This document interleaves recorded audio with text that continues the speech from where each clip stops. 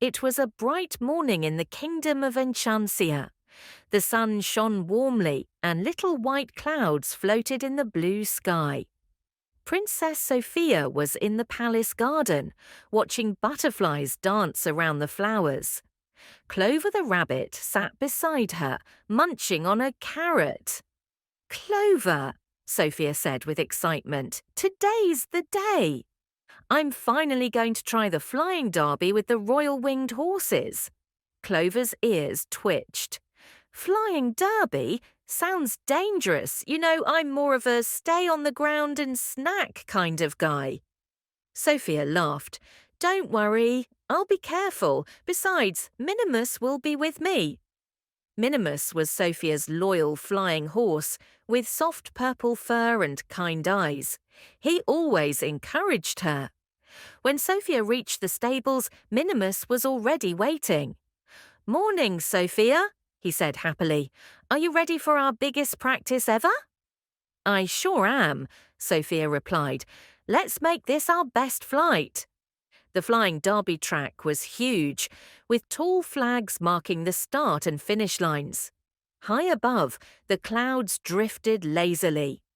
Sophia climbed onto Minimus's back, holding the reins. At the signal, they leapt into the air. The wind rushed past Sophia's face as Minimus flapped his strong wings. They soared over hills, glided around tall towers, and looped through the air. Sophia laughed with pure joy. "This feels amazing." But as they reached the tallest part of the course, a sudden gust of wind blew in from the mountains. Minimus wobbled in the air. "Whoa!" he cried. "That wind is strong." Sophia tightened her grip. "It's okay, we can—" But before she could finish, a second gust pushed them hard. Minimus lost balance and they started tilting downwards. The ground seemed to rush up toward them. Sophia's heart raced. "Minimus, pull up! I'm trying!" Minimus flapped harder, but the wind made it difficult. They spiraled down, and Sophia's mind filled with worry. She remembered the royal flying derby rules. If you're in trouble, aim for a soft landing. "Head for that haystack." Sophia pointed to a large pile of golden hay near the stables. Minimus angled his wings, fighting the wind. With one final effort, he steered toward the hay. They crashed into it with a big poof of straw. Sophia coughed, brushing hay from her hair. "Are you okay, Minimus?" "I think so," Minimus said, shaking himself. But that was way too close. Sophia knew something was strange. That wind wasn't normal. It came out of nowhere. Just then, James, her stepbrother, ran over. "Sophia, did you feel that gust? It knocked over the practice flags." Amber, her stepsister, appeared too. "My hair is a disaster because of it," she complained. Bailiwick, the castle steward, hurried to the group. "Your Majesty, the weather wizards say strange winds have been swirling all morning." Sophia thought for a moment. "If we don't find out why, it could ruin the royal derby tomorrow." Sophia decided to visit Mystic Hollow, where magical creatures often knew about strange happenings. She took Clover, Minimus, and her amulet. The forest was quiet, except for the rustle of leaves. In the hollow, they met a friendly wind sprite named Zephyra. She had hair like silver clouds and a voice like a soft breeze. "Princess Sophia," Zephyra said, "the wind is wild because the wind gem has been disturbed." "What's the wind gem?" Sophia asked. "It's a magical stone that keeps the breezes gentle and safe, but it was knocked from its stand in the wind tower. Without it, the winds become unpredictable." Sophia knew they had to help. She and Minimus flew toward the wind tower, which stood on top of a tall, rocky hill. As they got closer, the air grew wilder. Strong gusts pushed them back. "This is harder than flying derby," Minimus shouted over the wind. They landed near the tower and climbed the spiral stairs inside.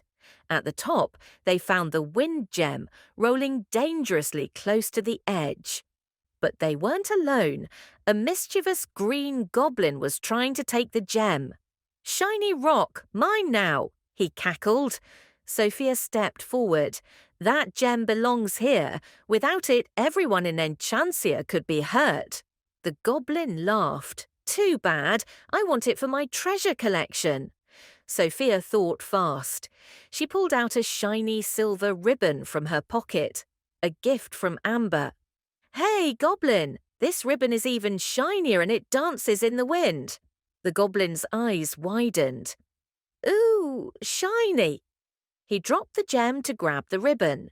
Quick as a flash, Sophia caught the wind gem. She placed it back on its stand, and immediately the winds calmed. Zephyr appeared smiling. "Thank you, Sophia. The winds will be gentle again." With the winds safe, Sophia and Minimus returned to the Derby track the next day. The royal crowd gathered to watch. When the race began, Sophia and Minimus soared gracefully, turning, twisting, and diving with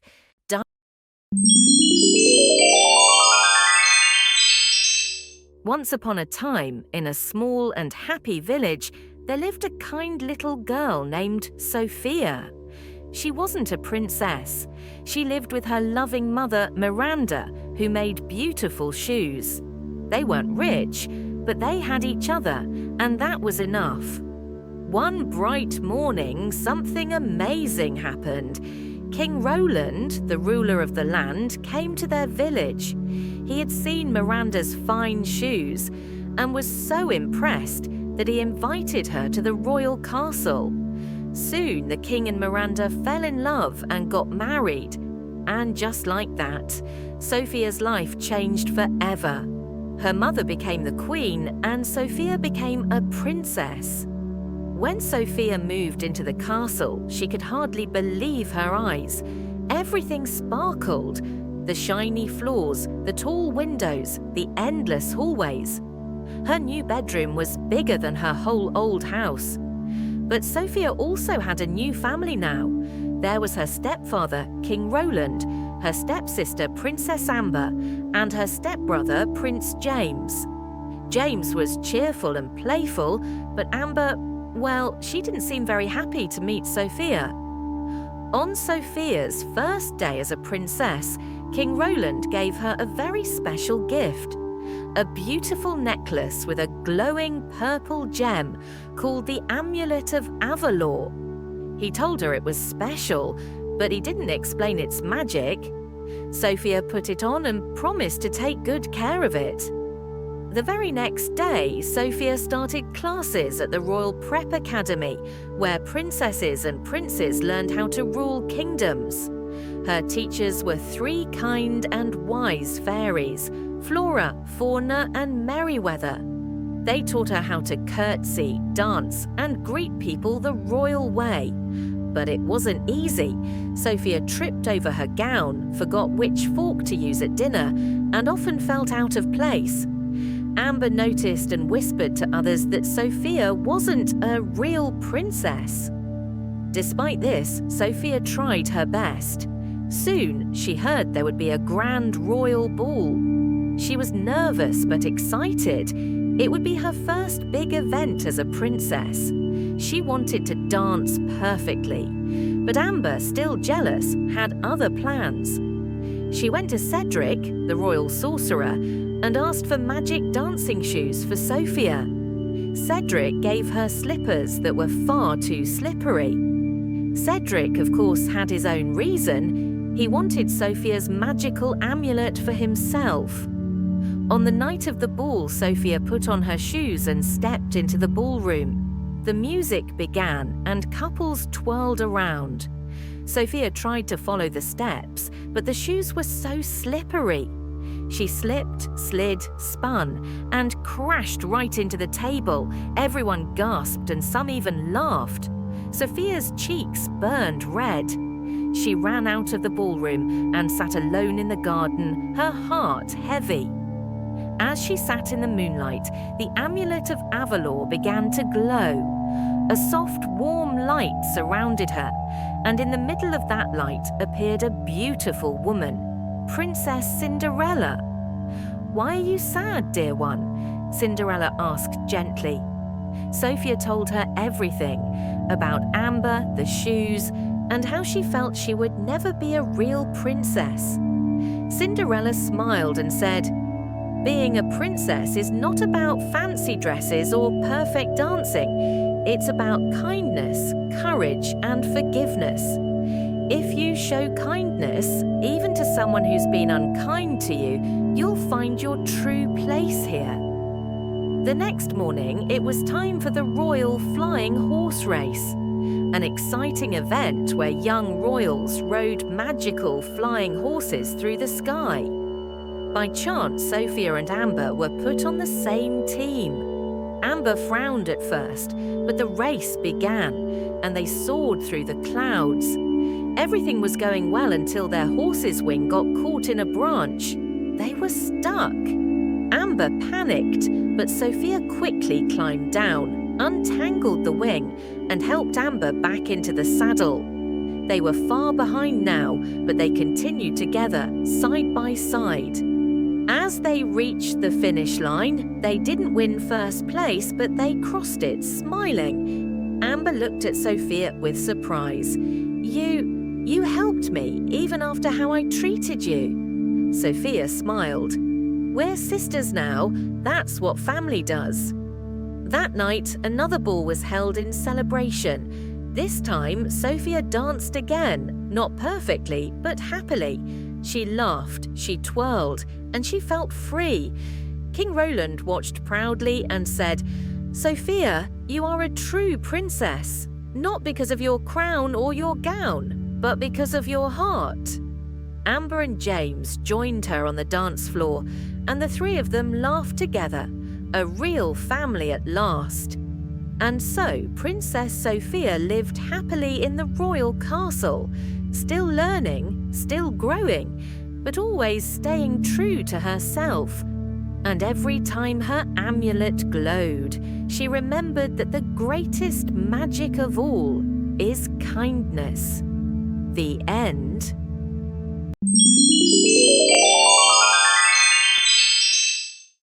Barbie and the Swan Lake. A long time ago, in a quiet little village surrounded by forests and flowers, lived a kind and curious girl named Barbie. She loved walking in nature, listening to the birds sing, and watching butterflies fly through the trees.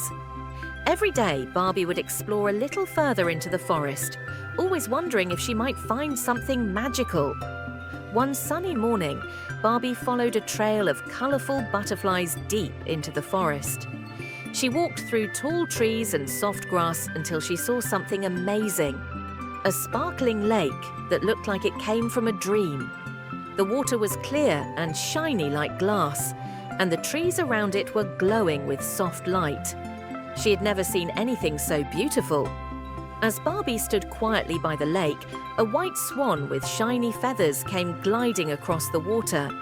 The swan had a gentle look in its eyes and wore a small silver crown on its head. Then something magical happened. The swan began to shine brightly and suddenly turned into a girl. The girl looked kind but sad. Her name was Odette. She told Barbie that an evil wizard named Rothbart had placed a curse on her. Because of the curse, Odette turned into a swan during the day and could only become human at night. She was not the only one. Many others in the forest were also cursed and turned into animals.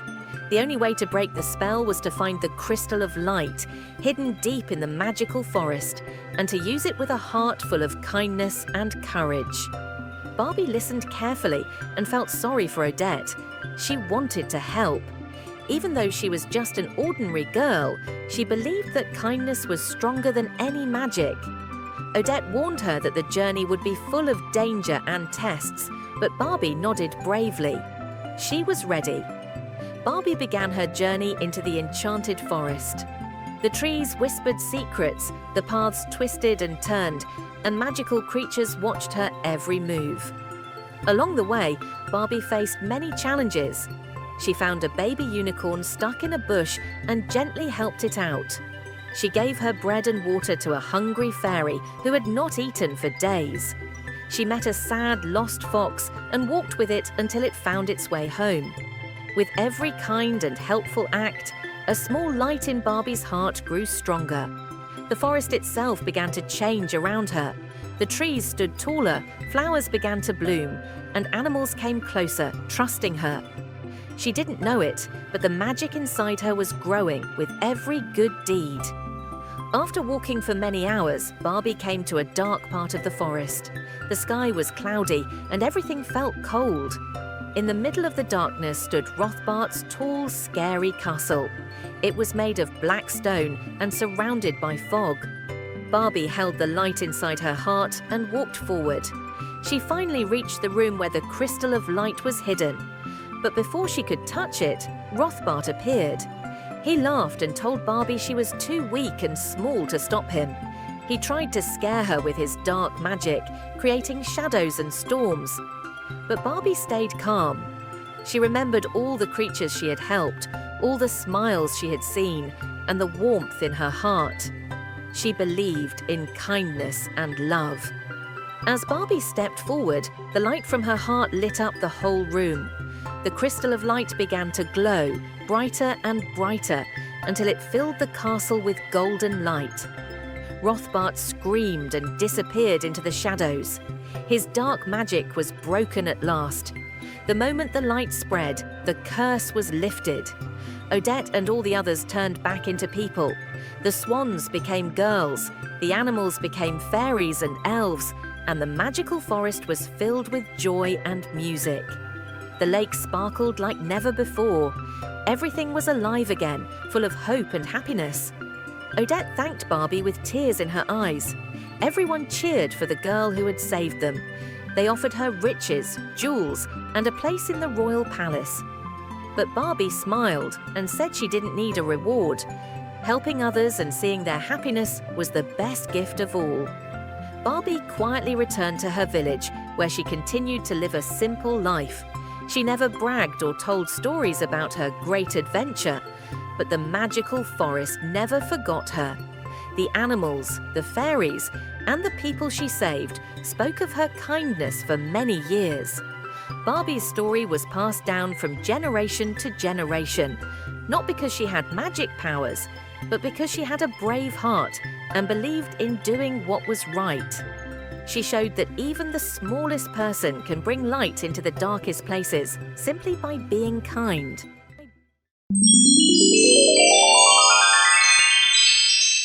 Princess and the Magic Castle. Once upon a time, in a beautiful kingdom, there lived a kind and gentle princess named Liana. She had golden hair and bright green eyes. Liana loved to help people and explore new places. She always looked for ways to make others happy. One morning, while walking in the royal garden, she found an old map hidden inside a tree. The map showed a path to a magic castle deep inside the enchanted forest. It was said that the castle could grant one wish to someone with a pure and kind heart. Liana became curious and decided to follow the map. She packed some food, wore her adventure boots, and rode off on her white horse, Snowflake. As she traveled through the forest, the wind softly blew and the trees sparkled with magic.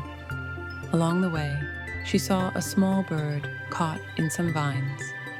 Liana gently helped the bird fly free. A little later, she found a baby deer stuck in a hole. Without thinking twice, she helped the deer climb out. As a thank you, the deer gave her a glowing flower that sparkled with magic.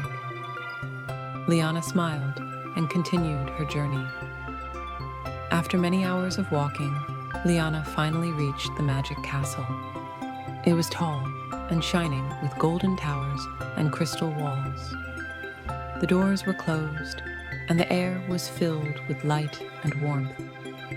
She stood quietly in front of the castle, holding the glowing flower given by the deer. Suddenly, the flower floated from her hands and rose into the air. The castle doors slowly opened, filling the forest with light. Liana stepped inside. Everything was magical. The floors were made of glass, the walls shimmered with colors, and fountains sparkled like stars. In the center of the castle stood a glowing orb of light. Liana walked up to it and gently placed her hand near it. The castle filled with a soft, warm glow. Instead of wishing for jewels, dresses, or fame, Liana wished for something special. She wished that all the people in her kingdom would always have food to eat, a place to live, and happy hearts. The magic castle glowed even brighter, and the wish was granted. Liana returned to her kingdom. Everything began to change. Crops grew strong, rivers flowed with fresh water, and no one went to bed hungry. People were happy, kind, and full of joy. Liana never told anyone about the magic castle. She simply continued being kind, helping people, and spreading happiness. Soon, other princesses from nearby lands heard about her goodness and came to learn from her, not because she was a royal princess, but because she had a beautiful heart. Once upon a time, in a peaceful kingdom, there lived a kind and beautiful girl named Princess Laya. She had golden hair, a sweet smile, and a gentle heart. Everyone in the kingdom loved her. Even though she was a princess with everything, castles, dresses, toys, and treats, Laya sometimes felt lonely. Her parents, the king and queen, were always busy. She had no brothers or sisters. She played alone in the garden, read books in the library, and watched the stars from her tall tower window. One day, Laya went for a walk in the village. She loved meeting the people, helping the children, and talking to the old farmers. As she passed the fountain in the village square, something caught her eye. A strange little cart stood nearby. It was full of shoes, tiny shoes, sparkly shoes, even shoes with bells. Behind the cart stood an old woman with white hair and twinkling eyes. She looked at Laya and smiled. "Looking for something special, dear?" The woman asked kindly. Laya shook her head. Just walking. The woman reached into her cart and pulled out a pair of red shoes. They sparkled like rubies in the sun. "These shoes are magical," she whispered. "They will dance when your heart is full of joy." Laya laughed. They're so pretty, but I have no money. "You don't need coins, princess. Said the woman with a wink. Kindness is enough." Surprised, Laya took the shoes. When she looked up, the woman and her cart were gone, as if by magic. Back at the castle, Laya tried on the red shoes. They fit perfectly. The moment she stood up, gentle music filled the air. Her feet began to dance on their own, light, happy steps. She laughed and spun around the room. The red shoes made her feel alive and free. From that day on, Princess Laya wore the shoes every morning. She danced through the halls, the gardens, and even the village. Wherever she danced, people smiled. Flowers seemed to bloom faster. Birds sang louder. The kingdom felt happier. But one evening, the sky turned dark. A cold wind blew through the kingdom. The sun disappeared for many days. People grew sad and quiet. Trees lost their leaves. The river stopped flowing. It felt like the whole land had fallen under a shadow. The king called for the wise men and the healers, but no one knew how to bring back the light. That night, Laya stood in her room, looking at the grey sky. Her red shoes were quiet. They didn't dance anymore. She felt a tug in her heart, a whisper like someone calling her name. Laya! She turned. No one was there, but the shoes began to glow. Follow your heart. the voice whispered again. Without a word, Lila put on the red shoes. She stepped out of the castle and into the cold night. The shoes moved her feet forward, through the garden, down the hills, into the dark forest. The deeper she went, the darker it got. Strange eyes watched her from behind the trees, but the red shoes kept glowing, lighting her path. At last, she reached a clearing. In the centre stood a black crystal tower, tall and cold. Inside the tower sat a sad, pale figure, a girl with long dark hair and no shoes. Who are you? Lila asked. The girl looked up. I'm the Princess of Shadows, She said softly. I once had joy, but I lost it. And now the whole land sleeps in sadness. Lila stepped closer. You don't have to be alone. The girl shook her head. I cannot leave. Only light can break this spell. Lila looked down at her red shoes. They were glowing brighter than ever. She took them off and placed them at the Shadow Princess's feet. These brought me joy. Maybe they can help you too. The moment the girl put on the shoes, the tower cracked with light. Music filled the air, the trees lit up. The cold wind stopped, the spell was broken. The two girls stepped out together, hand in hand.